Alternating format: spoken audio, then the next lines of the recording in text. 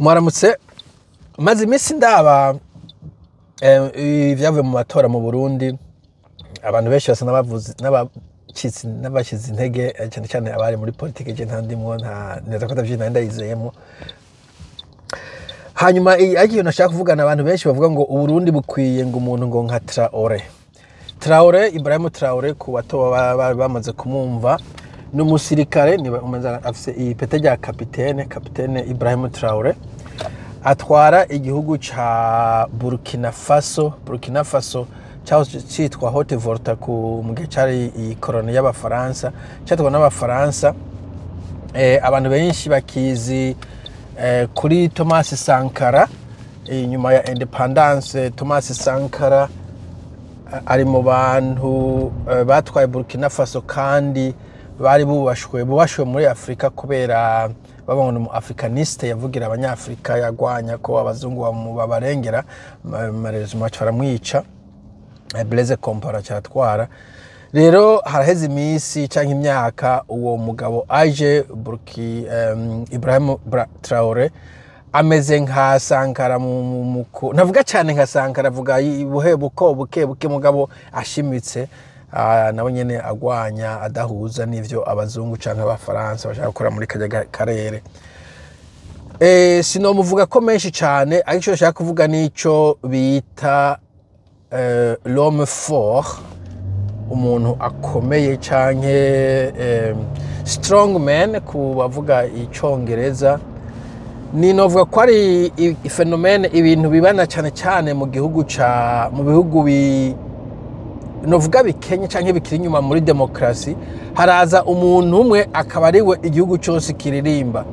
Nk'ubu muri Burkina Faso usanga Traoré ibarabara ngo yategetse baharura amabarabara, yavuze ko uzorenga itegeko azohanwa iki, yavuze ko igifaransa kizokwigisha uku, yavuze urumva ni wo muntu umwe akora ikintu cyose, ni wa kimanza, niwe avura abagwaye, ni wa harura amabarabara, ikintu cyose meze nk'urenze urugero.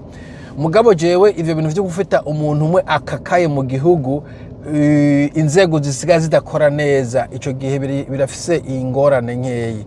Ego nivyo inzego uwo muntu ashoboye kufasha inzego zikajaho neza ko aco hanini yokora, ariko iyo hari akaba ari uwo muntu umwe inzego ziyumbayumba uco usanga iyo havuye bica bisubira kononekara. Na cyane kubera iki umuntu umwe ntashobora kuba hose. Urumva ntushobora kuba uri mu Kamenge kuraba aho bakina umupira, ngo ubore Ngozi kuraba aho harimo ibijumbu, ngo uje mu sepa mu Mugamba kuraba uko inka zorogwa, ngo uje mu Nyanzarake kuraba ko abarovyi bari kuroba neza. Ntushobora kuri ahantu hose ngo ibi urabe ko ibintu biri kugera neza. Bisaba ko uba ufise abantu babizigirwa bariko barakora ivyo bikorwa, we gusa bakaza bagushikiriza icegeranyo canke raporo, canke ukaza ugira intervention canke intervention ahantu hamwe na hamwe aho ubona ko ibintu mu vy'ukuri bimeze nk'ibikomeye, ariko atari igihe cyose warungikije kwera ububasha ntabwo uba ufise bwo kwama hose. Icya kabiri, ntabwo uba ufise ubumenyi n'ubushobozi bwo gukora vyose. Umuntu ushobora kuba umusirikare, ngo umucamanza, ube ng'umuhinga mu vyo kurima, mu vy'indero, mu vy'imigenderanire n'ibindi. Ni ukuvuga bisabwa yuko uba ufise abantu b'abahinga bari mu nzego zitandukanye bariko bakora neza, gusa bakaguha raporo. Iyo batahari uratabuka kandi nta kintu gikorwa, bashoboye no kwimba baguhisha ivu kujya mu Kirundi babivuga, we ntumenye aho ibintu biriko birapfira kubera atari ijisho ryawe batariko baraguha raporo. Ikindi, iyo ari wo wenyene ufise iyo ntumbero, ari naco tuma kumbure Sankara bamwishe, usanga nawe mukorana mwinuba. Urumva we barakwanka kubera kumbure uzanye imigambi badashaka, hanyuma nawe ukabinuba kubera uzi yuko batagushigikiye. Ico gihe urumva nibwo nyene navuga rimwe baguhisha ivu, ahandi ahubwo ugasanga baranashoboye no kukugandagura nka biya vyabaye kuri Sankara nyene. Canke nawe kandi aho kushira inguvu zose ufise mu bikorwa vy'iterambere canke ibindi cyo mu Kinyarwanda inshingano byo batuza gukora, ugasanga ahubwo inguvu ziri mu mutekano wawe kubera utazi ushobora kukuhitana nawe, kandi uca wamana amakenga insazi ikomye ngo abo baraje, ugaca usanga washize inguvu nyinshi n'amafaranga menshi mu bintu vya security. Kamera mate tubandanye. Inguvu nyinshi muri security, ariko na cyane cyane ugasanga ko kuntu kwinubana nawe birashika ukaza usanga ukoze ikibi ugira ngo uri kurakingira igihugu. No kuvuga ugafata nk'akarorero umuntu weza ko yagomba kukwica ukamwitanga ukamwica, umugabo wishe nubwo wowe ubibikoze wigira ngo ugombye kubogora igihugu. Hani gihe uwo muntu ataco yarajejwe, hanyuma inzego zigukorera abagukorera hagize uwihenza akagira ikosa, birashika mwana w'umuntu arakora ikosa cyangwa iryo kosa akaba yarikoze aribona mugabo afise yindi ntumbero, nk'akaroro nk'umuntu anyuruje amafaranga cyangwa ari igituri agakora ibintu, ugaje uvuga ngo uyagomba kunkura, uyakorana na baba koroni, ugaca umwita umumenja, kandi ubusanzwe atari umumenja ahubwo yari umushonji cyangwa umwita igisuma cyangwa irindi zina, ugasanga umucira ubanza rurengeye icyaha yakoze cyangwa ikintu intumbero yari afise. Ivyo vyose bigaca bituma bifragiliza bitwara inguvu leta urongoye, ku buryo inyuma y'imyaka 5-10 usanga inguvu zose ari kunekana nabo mukorana atakindi kintu kiriko kirakogwa. Niho jewe mvuga rero ivyo vya Rome 4 ijene nasanze atakamaro bifasha ibihugu vyinshi. Ikindi nuko umuntu umwe kandi ashobora kwihenda, umuntu umwe ashobora kwihenda iyo wowe uzi ko uri gukora ukuri gusa, niyo wihenze abantu ntibaguhanura kubera uguhanuye uca umwita umwansi ukaba umutaye mu gasho. Rero iyo wihenze abantu bavuga ngo ivyo gukora ni vyiza ariko dukomeze ugaza igihugu cagiye ahantu cashaye kubera ata muntu n'umwe yashoboye guhanura ati nyabona uko suko vyatiza kugenda. Ikindi urashobora gusanga ibintu wakoresheje ibishobisho, ndagwa nk'akarorero cyangwa wakoresheje n'ivyo utabishoboye gukora. Ndagwa nk'akarorero bijyana vy'amanama bakora muri Afrika henshi, perezida akagenda ahantu agakoresha n'abanyagihugu, abanyagihugu kamubaza ibibazo.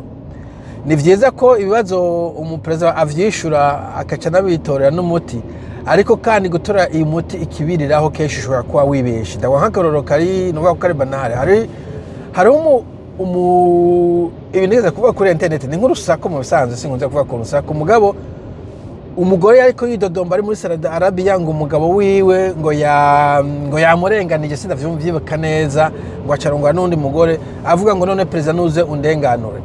Urumva nk'ivyo iyo bivuga mu nama perezida yumva, perezida yashobora guca afata ingingo kandi umvize uwo mugore umva ko ababaye ari kararira. Mugabo undi muntu basubiye barabaza umugabo nawe, bumvije umugabo nawe ugashaka kuvuga ati kumenga umugabo ahubwo ni wafise ukuri gusumvya wa mugore yavuga, kuko umugabo we nivyo bavuga yarabirikodinze, yazaravyandiye, yazarabifata amajwi. Urumva rero kubera wumvirije abo bantu babiri urashobora kuvuga ati okay, ubwo rubanza ntago noshoka nca ndabona dugikeneye ibindi vyabona, turacakeneye ayandi masura, turacakeneye ibindi bimenyetso.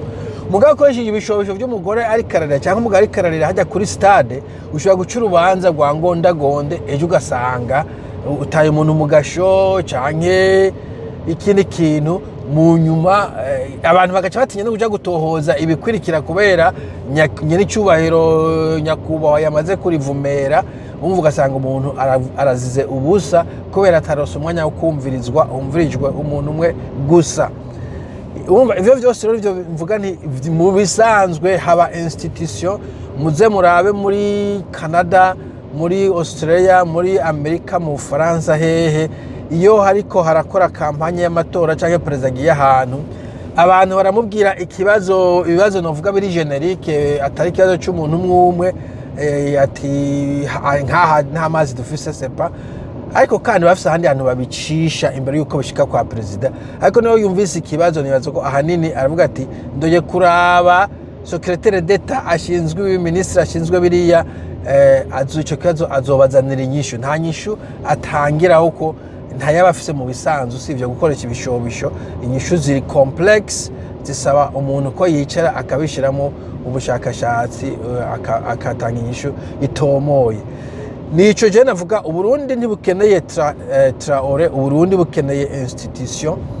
Mbere wanashaka woje nakuruka vuga uti abarundi bakeneye guhinduka bose kabisa, kuva ku muto gushika ku mukuru, kuva ku murimi gushika ku mutama, kuva